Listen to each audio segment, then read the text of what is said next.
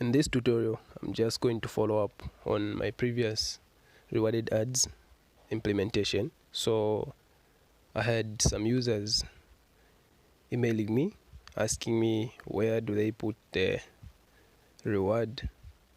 In short, where do they add the logic after the user is done watching the rewarded ad. So I'll show you.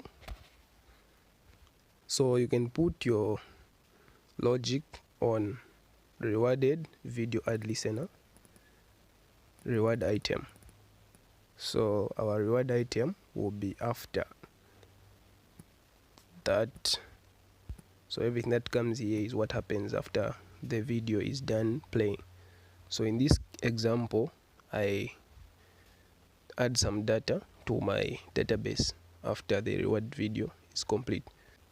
So you can put whatever you want here and it will happen when the video is done playing. You can even add a download or a toast, whatever you feel like.